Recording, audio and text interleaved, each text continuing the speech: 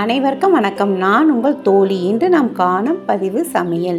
இன்று நாம் ஒரு வெஜ் சிக்கன் வறுவல் செய்ய போகின்றோம். வாங்க, நாம் சோயாவை வைத்து தான் செய்ய போகின்றோம். ஆனால் இந்த வறுவல் டேஸ்ட் சிக்கன் வறுவல் டேஸ்ட்டை போல் இருக்கும். ஒரு பாத்திரத்தில் தண்ணீர் கொதிக்க வைத்து சோயா போட்டு நல்லா கொதிக்க வைத்து எடுத்து பிழிந்து எடுத்துக்குங்க.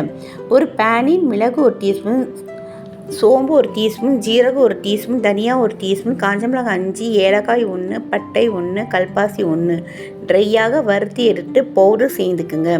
ஒரு கடாயில் ஒரு தேக்கரண்டி எண்ணெய் விட்டு ஜீரகம் 1 டீஸ்பூன், காஞ்ச மிளகாய் 4 கிள்ளி சேர்த்துக்குங்க.